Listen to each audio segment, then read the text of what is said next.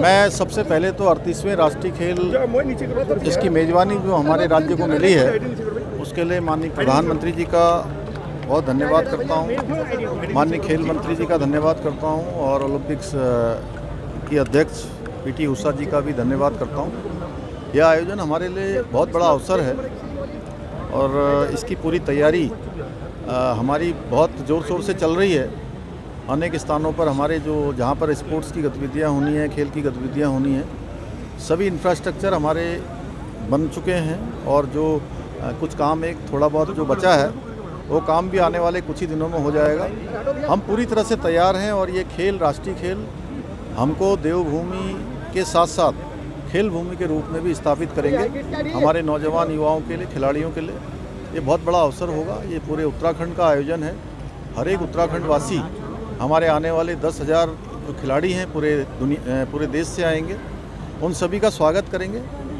और ये केवल कुछ लोगों का आयोजन नहीं है, ये हमारे जनगण मन उत्तराखंड के 1,25,00,000 लोगों का आयोजन है। उसमें सभी शामिल रहेंगे, सभी इसको एक उत्सव के रूप में मनाएंगे। निकाय चुनाव का बिल्कुल के अंदर भगवान होता है। ये समाज के वो गरीब व कमजोर लोग हैं जिनकी इतनी हैसियत नहीं है कि वो कंबल खरीद सकें। आज उनको कमल वितरण यहाँ पर किया गया है और क्योंकि भारतीय जनता पार्टी के कार्यकर्ता, हम भारतीय जनता पार्टी जिस विचार को लेकर काम करती है कि समाज के अंतिम पीढ़ी के अंतिम व्यक्ति तक विकास की लहर पहुंचनी चाहिए, दीनदयाल जी का वो चिंतन, उसको साकार करने का काम ये समिति कर रही है। और इस अवसर पर मुझे ये बताया गया कि पिछले 30-32 साल से कर रही है और इसके अलावा अन्य सामाजिक कार्य भी समिति कर रही है। देखिए, अपने लिए तो हर कोई जीता है ना, हम किसी दूसरे के लिए कुछ करते हैं तो उसमें आम संतुष्टि भी मिलती है और लोगों की सेवा भी होती है और हमें इस प्रकार के काम करते रहने चाहिए। और आज मैं इस अवसर पर मैं स्वामी जी को, उनकी पूरी टीम को शुभकामनाएं देता हूँ, बधाई। देखिए, कल रात का घटनाक्रम ये है और मॉर्निंग में जैसे ही पुलिस को सूचना मिली तो चीज़ें हमने फील्ड यूनिट, अपनी FSL, ये सारी चीज़ें फील्ड पे बुलाई हैं। वो अपनी एविडेंस कलेक्ट कर रहे हैं। घटना पुलिस के लिए चैलेंज है, वर्कआउट करेंगे जल्दी इस पे काम। अभी अमाउंट एक्चुअली जो प्रबंधन समिति है वो एक बार सारी चीज़ें चेकलिस्ट करके हमको दे दें, उसके बाद अमाउंट में हम तब उसके बाद बात कर पाएंगे। बड़ा चैलेंज है, आबादी के बीच से घटना हुई है तो हम उसको एज ए चैलेंज लेंगे और वर्कआउट करेंगे। बहुत ही निंदनीय और बहुत ही शर्मनाक कार्य जो आज हुआ है जैन मंदिर में, इसकी जितनी भी आलोचना की जाए वो कम नहीं है। और जिस प्रकार का ये कार्य हुआ है, शासन प्रशासन सोया हुआ है, अपराधी जाग रहे हैं। 2 घंटे तक माननीय SHO साहब को जो हमने फोन भी किया, हम थाने में भी गए, चौकी में भी गए, वहां से किसी प्रकार का कोई प्रभावी कार्य नहीं हुआ है।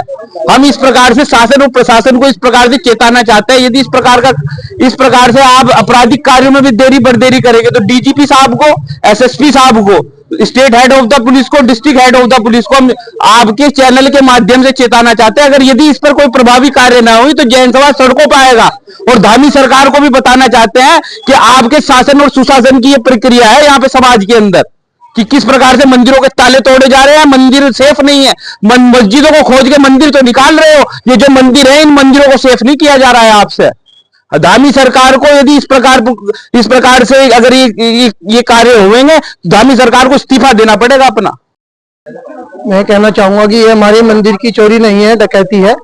इसमें जो जैन समाज को जो नुकसान हुआ है, कम से कम 40-50 लाख रुपए का नुकसान हुआ है। इसमें जो हमारे चांदी के भामंडल हैं, सिंहासन है, सोने के छतर हैं, ये सब चोरी हो चुके हैं। कुछ भी चोरों ने नहीं छोड़ा है। यहाँ चांदी के थाल है, जारी है और आपका क्या नाम है, सिंहासन है और आपका ये छतर है, कलश है, सब ये चोरी। ये हमें सुबह 5:30 बजे हमको पता लगा है। जब यहाँ से हम निकले रहे थे हमारे चाचा जी, तो उन्होंने देखा है कि लाइट खुली हुई है। लाइट खुलने के बाद उन्होंने समाज के 2-4 जनों को फोन कराया। उन्होंने कहा अब तक रात को लाइट खुली होगी है। 2-4 जने यहाँ समाज का है, तो उन्होंने देखा है कि ऊपर की खिड़की भी खुली हुई है। फिर उन्होंने नीचे के दरवाजे खोले तो देखा ऊपर के जो चैनल लगा हुआ है उसके ताले भी टूटे हुए हैं। फिर पूरे जैन समाज को फोन करके बुलाया गया है और बताया गया है कि इस तरह से ये चोरी हो चुकी है। हमारे किसान जिनका फार्म हाउस है औरंगाबाद में, उनके 110 पेड़ जवान पेड़ बड़ी बेरहमी से विभाग द्वारा काट दिए गए हैं। तो उस सिलसिले में जब इनसे बात की गई तो इन्होंने जो है अनाप शनाप जवाब दिए। उस बात को लेकर आज यहाँ धरना दिया गया है और अभी एसडीओ धनौरी और जेई धनौरी ने हमें आश्वस्त किया है कि हम 1 हफ्ते के अंदर ये जो है आपका मुआवजा दे देंगे। अगर ये मुआवजा हमें 1 हफ्ते के अंदर या 10 दिन के अंदर नहीं मिलता तो हम फिर दूसरा काम करेंगे, इनके दरवाजों में ताला लगाएंगे और हम अपना जो है अपना हक क्यों छोड़ेंगे।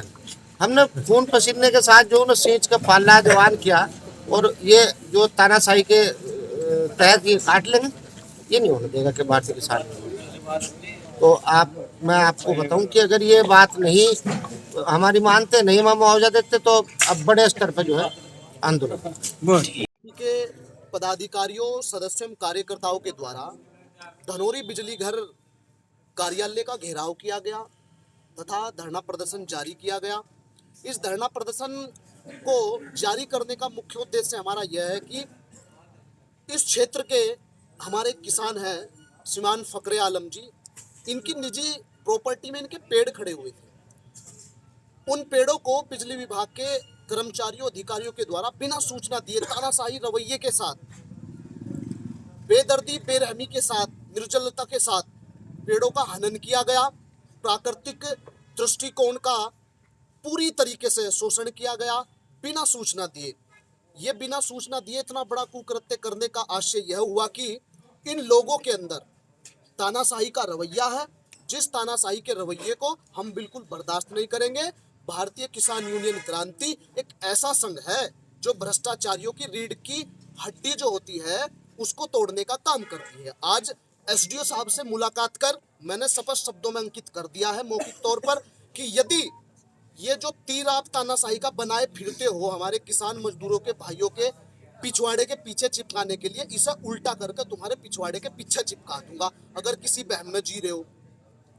तो जब हमने अपनी नियमानुसार अपनी बात रखी एसडीओ साहब के सामने, संबंधित जेई के सामने, तो इन्होंने विधिवत विनम्र तौर पर हमारी बातों को तत्काल प्रभाव से स्वीकार किया और जिन पेड़ों का इन्होंने कटान किया बेदर्दी से, उनके मुआवजे के लिए 1 हफ्ते का समय इनको दे दिया गया है। अगर 1 हफ्ते के अंदर हमारा मुआवजा हमें ना दे दिया गया तो मानवर एसडीएम साहब, ये हमारे एसडीओ साहब और ये जेई साहब की जिस कुर्सी पर बैठ के ये तानाशाही रवैया अपनाते हैं, उस कुर्सी को और उस मेज को मैं अपने घर ले जाऊंगा और अपने घर उन पर घास डालने का काम करूंगा और भूस डालने का काम करूंगा और फिर इनकी ये तानाशाही जो रवैया है ये तेल लेने चले जाएगा। बस सर, लगभग कितने पेड़ होंगे?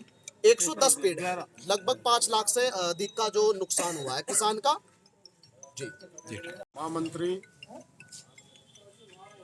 ये आपको बताना चाहूँगा कि अभी कोई 20 तारीख में यहाँ के लाइनमैन अशोक कुमार द्वारा मेरे 110 पेड़ यूकेलिप्टिस के बड़ी बेदर्दी से काट दिए गए।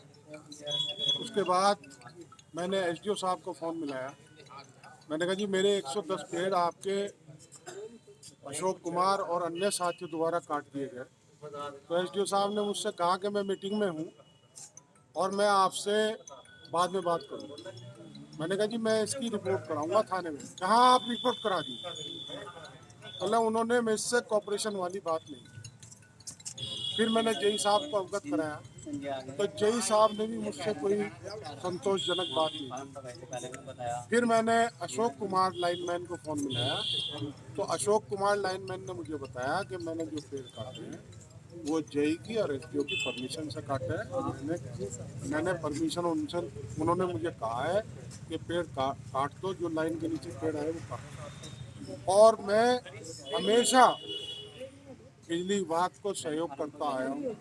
मैंने अभी अपने एक्शन को भी ये कहा था कि मेरी जो लाइन है वो रस्सा बना दी जाए, रस्सा लाइन बना दी जाए, जिससे कि ये ट्रिपिंग कम हो जाए और किसानों को सही प्रॉपर लाइन मिलती रहे। तो आप क्या चाहते हैं? साहब ने कोई मुझे मेरी उस पर कोई ध्यान नहीं दिया और ये ट्रिपिंग चलती रही।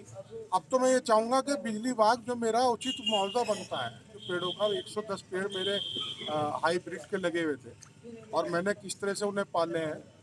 अगर आप जाके, मैं आपके मोबाइल पे वो मूवी भेजूंगा, अगर आप भी वो मूवी देखेंगे तो आपका दिल भी तड़पेगा। मेरा तो तड़प ही रहा दिल, लेकिन आपका भी कहेगा कि अरे ऐसा कैसे हो गया। तो मैं अपने मुख्यमंत्री से, अपने शासन प्रशासन से ये डिमांड करूंगा कि चलो आइंदा ऐसा कोई नुकसान किसी किसान का ना हो, और इन बिजली वालों को तायद किया जाए कि पहले सूचित किया जाए, ये नोटिस दें उस किसान को कि ये पेड़ आपके कटने हैं। वो किसान फिर डिसाइड करेगा कि कटने हैं नहीं कटने। तो क्या आश्वासन दिया गया, और आश्वासन तो आप कितने संतुष्ट हैं? आश्वासन दिया गया है कि इनके जो एक्शन साहब हैं, उनकी मिसेज का कोई ऑपरेशन है लखनऊ में, वो वहाँ मौजूद हैं। ये बैठ के अपने अधिकारियों से बात करेंगे, और इन्होंने मुझे मुआवजे का, उचित मुआवजे का आश्वासन दिया है मेरे पदाधिकारियों के सामने, और ये कहा है कि हम 1 हफ्ते में 1 तारीख तक इसका निस्तारण करेंगे। मंडी से कुछ पैसे कलेक्शन करके आए थे, तो 3,81,000 समथिंग बता रहे हैं। और इनका कहना है कि जब मैं ये जहाँ हम खड़े हैं कुछ तो आगे एक गाड़ी पे 4 व्हीलर गाड़ी जो उल्टी दिशा में आई है, और उसमें 3 लोग निकले, इनके बैग से चले गए। पूरी घटना की हम तहकीकात कर रहे हैं, छानबीन कर रहे हैं, और इसकी जो आसपास के फुटेज भी देख रहे हैं, और इसमें FIR लिखने का आदेश दिया गया, और घटना का अनावरण के लिए हमने 3 दिन कहा। कितना कैश होगा? अभी इनके अनुसार 3,90,000 के करीब उन्होंने बताया। सब चीज़ें अभी हम बातचीत की जा रही है कि कहाँ से क्या थी और किधर जा रहे हैं। बाकी जनपद में चेकिंग भी चल रही है। इनके भाग्य इसने हमारा 390 रुपया था। कहाँ जा रहे थे आप? लखनऊ। कहाँ, किस चीज़ का पैसा था? अदरक का पैसा था, अदरक का। कितना पैसा था और कितने लोग थे वो?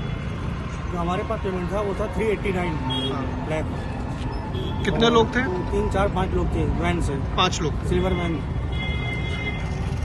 और सीधे उन्होंने गाड़ी लगाकर हमारा पेमेंट बैग छीना है, और लेके उल्टा ही भाग गए। आप काहे से थे? मेरी रिक्शा, ई रिक्शा।